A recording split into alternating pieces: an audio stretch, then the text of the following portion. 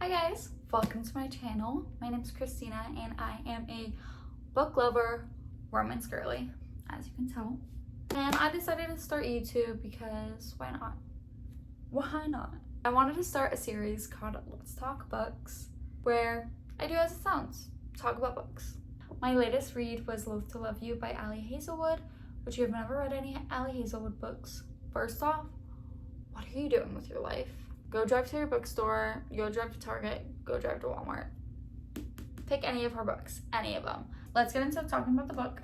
It is 3 stories in one book, and it's kind of like an interconnected series, I feel like. It's about 3 best friends. They become friends during grad school, and then they have to go their separate ways. And it's their romance journey. None of them are really that into love and romance whenever they were in school, because they were just so focused on getting their degrees. But once they go their separate ways, meet wonderful boys, and all their love stories are so cute. The first one is called Under One Roof, and it is about Mara and Liam's story. Mara is an environmental engineer, while Liam works for a company that goes completely against Mara's ideals. He's a lawyer for an oil company, a big oil company. Now, how did they get to living under one roof? That's where the interesting part comes in. Liam's aunt, Helena, is Mara's mentor in school. Helena gets sick and she unfortunately passes, but Mara is in her will. Mara gets half of the house that Liam is also currently living in. So Liam and Mara are completely opposites, and they have to live together now. Of course. It doesn't start off too well. They feel like they have nothing in common, constantly in arguments. Liam is constantly trying to buy out Mara's part of the house. She just says no, which I would have done something different. I would have taken the money because he was offering her a lot of money. So I would have said yes. But this is not my story to tell, so it's not gonna be what I want. If she would have said yes, their love story wouldn't have become about. So stuff happens for a reason, I guess, is what it's trying to tell. Anyways, one night Liam gets home at like midnight from work because of something Mara did, and he's having to cook dinner at like 2 a.m. 1 a.m., 2 a.m. He's having to make dinner that late and wakes Mara up. And she isn't filled with rage. She has to get up early and he's cooking dinner. He's making so much noise. They get into a very big argument. And that's when they start finding out that they have a little bit more in common than they thought. Mara realizes that Liam doesn't hate Helena, even though he hates the rest of his family, as does Mara. Mara doesn't talk to any of her family. Liam doesn't either, besides Helena. So when Helena passed, Liam had no family left. No family, really no friends, I feel like. Well, he has friends. It's in the book that he has friends, but you don't really ever hear about them. And that's when they start being friendly with each other. And then they start getting comfortable. Nothing's happened yet, though. Nothing. They're starting to sense, oh, the tension is coming. They're like, oh, I like you a little bit. Something's wrong here. And then where they finally get together is obviously at the end of the book. Mara is talking to her friends Sadie and Hannah on FaceTime. And she's describing things that she wants Liam to do to her. I am not going to be saying these things. Go read the book if you want to find out. But little does she know, it's kind of like a he's right behind me, isn't he, moment. Except she doesn't know. She doesn't know until the next day that he was listening in on her. But she does hear him come in, and she's like, did you hear me? And he lies. He says no. And they go their separate ways. They go to bed. And then the next day, she's washing dishes. She's like, oh, the soap.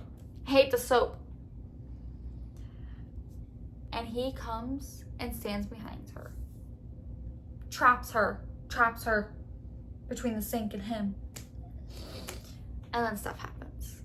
Again, read the book if you want to find out, because I'm not saying it. Not spilling that amount of juice. But then they end up together, and then it goes into the epilogue where they're living happily together. They're in love. They're at a grocery store. They come and she goes, "Let's go home." So cute. So cute. Moving on to the next story, which is about Sadie and Eric. It is called Stuck With You, which, as it sounds, is a forced proximity trope. The sound of it is just already like, if there was a book called this, I would immediately grab it off the shelf, because I hate to break it to you guys, I am a book cover judger. I do judge a book by its cover. I can't help it. It's what I do. If I hadn't done that, I would have never read half of these books. But like, what's one book? Emergency Contact is one book that if I didn't like the cover, I would have never read it. The cover is what pulled me into it. Anyways, back to Loath to Love You. Sadie and Eric are both civil engineers, and they work in 2 competing companies. Wow. Eric is a partner in a big company. He is one of the founders of it. And Sadie works at a cute little company. They meet each other for the first time at a little coffee shop. They get on, they hit it off, and then they really hit it off. And that's when Sadie finds out that Eric doesn't only work for this company, but he's a founder of it. And she feels like he lied to her. And not only that, he was stealing clients from Sadie's company that she works for. Or so she thinks. Sadie believes that it was a little work espionage and starts ignoring him. And then 3 weeks later, after she starts ignoring him, a power outage happens. And she gets stuck in the elevator. Guess who's stuck with her? Eric. Here comes the forced proximity. I loved it. Obviously, they start off a little tense because Eric doesn't know why Sadie stopped talking to him. Sadie is a little claustrophobic, and so being in a tiny little elevator with somebody who she despises is getting a little stressful. And Eric comes to her rescue. And while Sadie despises Eric is in love with this girl from the very first time they meet. And so because they're on the elevator, they have to talk it out. But she doesn't allow him to. And finally they get rescued. And Eric's like, wait right here. Give me 5 minutes. I have to go deal with something really quick. What does Sadie do? Not wait. She goes home. She's talking to her best friends, Hannah and Mara. And they're like, girl, you're stupid. You're dumb. He loves you, girl. Go.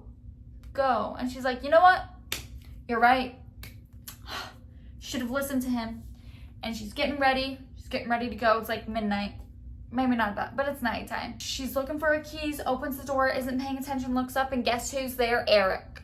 Eric is there. Even after she walked away, he was still trying to find her. They figure out what happened. They get into a little argument, but they figure out everything that happened. And she's like, that's probably her reaction. I am so sorry. And then they fall in love, obviously. The epilogue in that, I think I like the epilogue in Stuck With You the most out of all 3 of the stories in this, because it is just a cute little moment. They met through croissants at the bakery that they met at, and it ends with her baking croissants. Now, are they good? According to the book, no. It's a cute little moment that it really connects back to square one, and it's just, yeah. I think Stuck With You is definitely my favorite out of the 3. Now on to the third story, below zero. It is Hannah and Ian's story. Hannah and Ian are both aerospace engineers and they both end up working at NASA together. But their story starts 5 years prior before they start working together. Hannah is still working on getting her PhD, and she has to do a little interview with someone who works at the place she wants to work at. So she wants to work at NASA. And this is where Mara steps in. And she's like, I have a cousin or something that works at NASA that I can get you in contact with. They get in contact, and let's just say everything happens so fast. They meet up at a coffee shop, and they're talking, and they're getting it on. He takes her back to his temporary office, and then they start debugging codes together. I don't get it. I am an engineer, I am a scientist. I don't get that part. But then they do a little something. Like I said, it all happened very quickly. Like hours very quickly, I feel like. And Ian offers to take Hannah out to dinner. And she's like, nope. Because Hannah doesn't do dates. Ian's like, fine. He goes back home, which is in Houston. And she lives in California.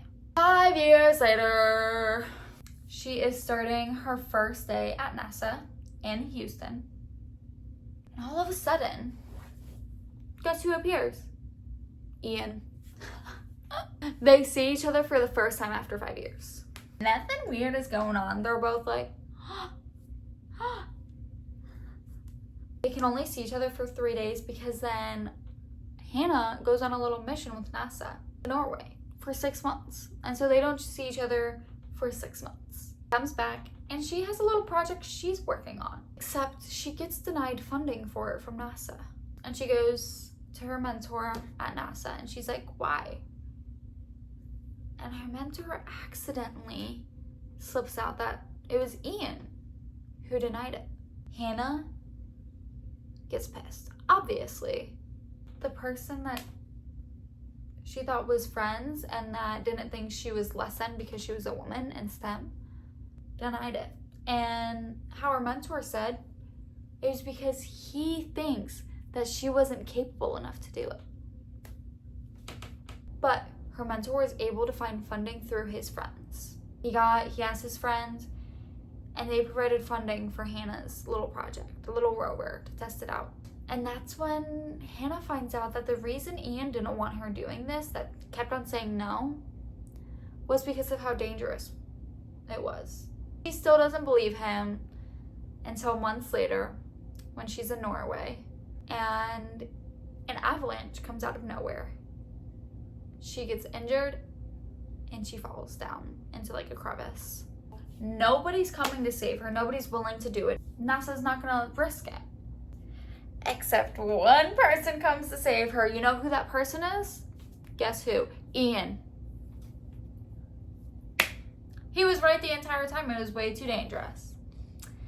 And Hannah's mentor was a POS. Big time POS. And Hannah thought that Ian was coming through NASA. That he was there because of NASA. When Ian gets there to save her, she's very confused on why he's not wearing NASA gear. He's wearing North Face, which I think was a little funny detail that Ali Hazelwood added in here. But the entire time she's like, why? They kept on saying they couldn't send anybody out because it was too dangerous. Why are you here? Why did they send you out? And then she starts figuring it out, that he's not there with NASA. Even though he should be back home because he has a rover going to Mars soon. He's there rescuing her. As soon as he found out that she was going to Norway, he got there a day before she got there and pretty much tracked what she was doing. And when she needed rescuing and nobody was going to come to her rescue, he went to her rescue. He ends up rescuing her. They get back to his boat. She gets cold at one point in the night, so she walks over, kind of waddles over in her blanket and starts cuddling with Ian. Later on, they go back home, all that nonsense. And at the airport, guess who Ian called? Mara and Sadie. Her best friends, because she just had a near-death experience. Guess who's also there though? Liam and Eric. And so Sadie, Hannah, and Mara all go back to Hannah's place. And Eric and Liam go back to Ian's place. A bromance is brewing. I love a good bromance, you guys. They're always my favorite, especially whenever it's the best friends, boyfriends, and they start. Yeah, anyways, all their romances are thriving. And that's when we get to the bonus chapter. The bonus chapter, you guys, my absolute favorite, because it is a short little chapter. It goes from Liam's point of view to Eric's point of view to Ian's point of view. Because Mara's pregnant. And Mara told her best friends, Hannah and Sadie, before she told Liam. And Liam's like, why? And obviously, Eric and Ian already know because Hannah and Sadie told them. Liam messages their little group chat all 6 of them have together, and he's like, you guys could have told me that my wife was pregnant, which they are married, by the way. Mara and Liam are married, and then Sadie and Eric are married, but Hannah and Ian are not, because Hannah doesn't believe in it. Ian loves her so much, he's like, you know what, it's okay. And then he wonders, because Liam, Eric, and Ian are messaging each other, and they're saying, do your wives ever scare you? Liam goes, yep. Ian can't say that. He's like, not my wife, but yes. And that's when he asks Hannah. And like I said, at the beginning, when she first met Ian, she was not into dates, relationships, none of that. And now she's dating.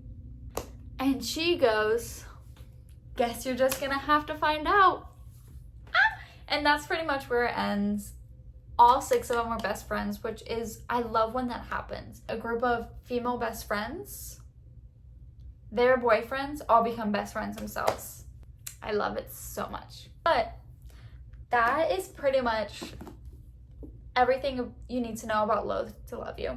I personally gave it a 3.5 out of 5. I don't know if I would necessarily reread it again because this book personally took me 6 days to read, I think. While most of her books take me a day or 2. But I definitely think you guys should go run to the store, buy it, read it, and then tell me your guys' opinion on it. Tell me what you guys rated out of, how you thought, you know, if anything I said was different, because I would love to hear your guys' thoughts on it.